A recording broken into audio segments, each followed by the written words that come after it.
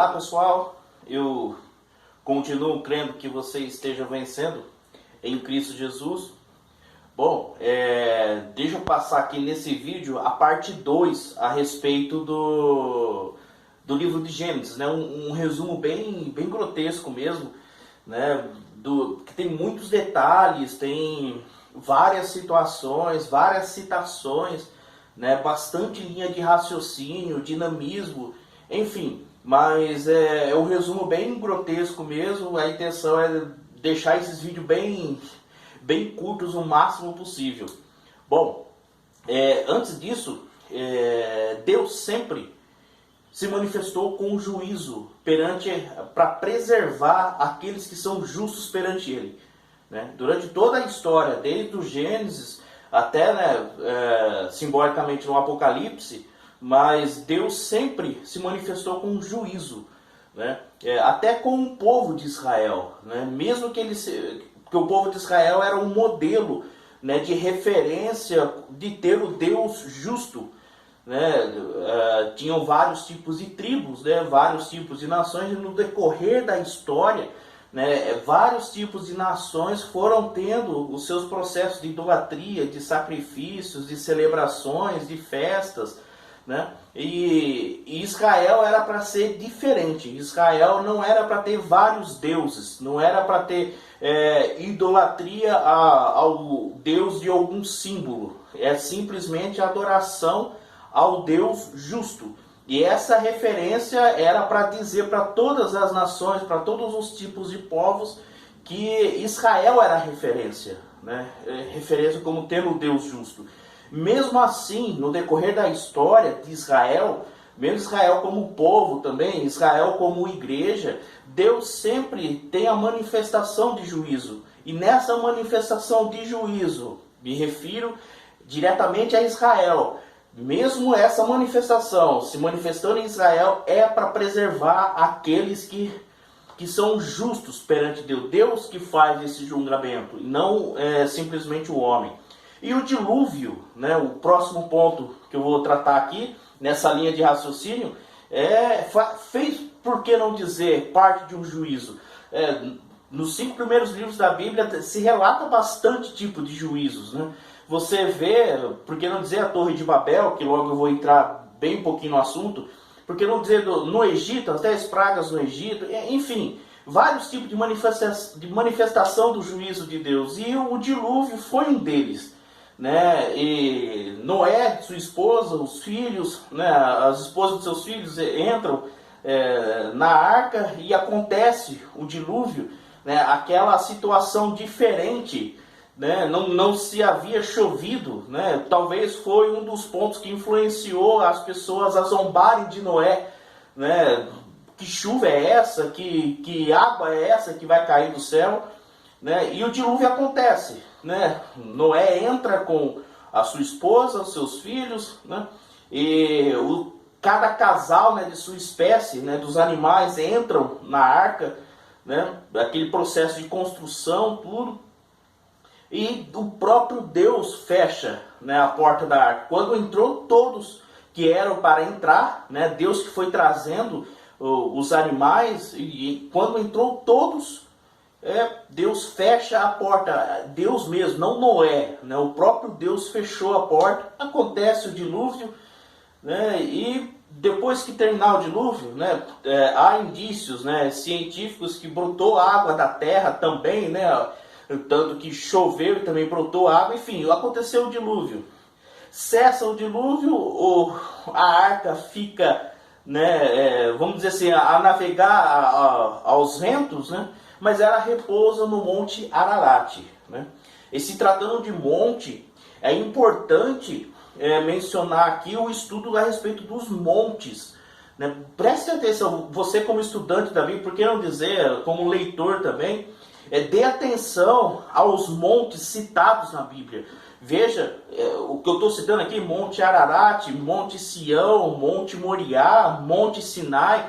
Os montes têm referências como segurança, né? Modelos de segurança de Deus para com no momento, né? Para com o reino, para com a humanidade. vários tipos de situações na história, mas os montes, né, tanto é que as principais referências no quesito que se leva à salvação foram tudo feitos nos montes, né? Monte Sinai a respeito da lei, a aliança da lei, Monte Sião, a arca da aliança repousando lá, não repousando, mas pelo menos tem lá onde a arca da aliança ficar, Monte Moriá, né? Abraão fazendo o seu sacrifício, né? Envolvendo Isaac, enfim, o templo de Salomão, enfim, todos têm referências aos montes. Então é uma preocupação até bacana que o estudante pode ter a referência, né, no quesito salvação. Mas enfim, Monte Ararat, a arca repousa lá, ele bate lá, e a porta da arca é aberta, e Noé, praticamente com as pessoas que estavam com ele ali e os animais, não é que deu um reset, mas o repovoamento recomeça ali, né? Ou começa ali, bom, recomeça, né? Ali no Monte Ararat, aí os animais vão voando, aí vão, né, nadando, vão andando pela terra e vão se criando, enfim, vão se repartindo, enfim, dali começa vamos dizer assim, um novo recomeço para a humanidade. Então o dilúvio é um dos pontos nessa linha de raciocínio, continuando o vídeo anterior. Agora o próximo ponto é a dispersão dos povos. Depois dessa descendência de Noé, vai constituindo cidades, enfim, a história vai desenrolar com agricultura, com manufatura, já vai sendo desenvolvidas as maneiras de caça, de alimentação. Torre de Babel, né? Ali, vou resumir bem grotesco aqui mesmo, a dispersão não só de povos, mas também de línguas, né? De um ato, pode ter sido até considerado uma rebelião contra Deus, mas o assunto Torre de Babel é uma referência de instrução e conduta de Deus. Porque o que praticamente estava acontecendo, não seria mais uma nação, agora seria todos divididos, né? Tanto em costumes, em culturas, em tradições, ali estava praticamente tudo sendo divididos, né? O start das tradições, né? Das culturas, até, né, futuramente vai ser levado isso como idolatria, era dispersado. Tanto a linguagem, né, a maneira de fala, a maneira de expressão, a maneira de reverência, ali tudo dispersado. A introdução, né, como forma de instrução, estava dizendo praticamente assim, o que o texto nos influencia a entender, que cada um agora tinha a sua responsabilidade de construção. Não era uma só, agora o que vai para a direita, o que vai para a esquerda, diagonal, norte, sul, leste, oeste, enfim. Agora as pessoas, os tipos de comunidade são responsáveis por suas próprias construções, até pelos seus próprios delitos. O próximo ponto, por que não dizer de Abraão, né? Ele não é que é o começo, né, do povo hebreu. Não é errado pensar isso, mas faz mais sentido dele ser o tronco, né, do povo hebreu. Né? Praticamente até aqui, eu falo até nessa linha de raciocínio, Abraão, se cumpre aquela profecia de Gênesis 3,15, né, a respeito da semente. Né? Então ela se conclui aqui. É claro que de Abraão vai ser levado até Cristo. Mas até aqui, né, nesse ponto de existência de Abraão, se concretiza ali a semente da mulher. E Abraão, sabe, tronco, coluna, estrutura. Deixa eu dar um exemplo aqui. Sabe a sua coluna? A coluna das costas?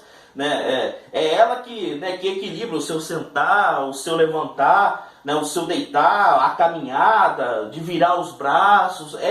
Tudo. A coluna é que dá estrutura, né, para você. Só um exemplo para simplificar o que Abraão é referência como o povo hebreu. Né? Então Abraão é um tronco, né, é a estrutura. Tanto é que a partir dele vai se gerar costumes, tradições e até religiões que estão em conflitos e vivos até hoje. Mas esse é um assunto para um outro vídeo. Abraão, sendo a promessa, não é errado dizer, mas ele faz mais sentido sendo como o tronco, né? Como o ponto de referência a respeito do povo hebreu, né? Então, né, eu acho que o vídeo ficou até um pouquinho longo, que esses vídeos continuem influenciando vocês a estudarem mais e também, por que não dizer, a vencerem também. Esse é a parte 2, tá? Eu logo já vou postar a parte 3, que aí já é a definição da descendência de Abraão, né? A promessa. Aliás, Abraão merece um estatuto de estudo, né? Porque ele é muito citado, tanto o que ele faz, o sacrifício que ele faz, ele é referência até citado através da boca de Jesus, e por que não dizer de Paulo, quando Paulo fala tanto aos romanos quanto aos gálatas, enfim, Abraão é digno assim, de uma atenção especial para o estudante da Bíblia. Ok? Fico aqui, né, com essa influência de estudo, e até mais, tchau!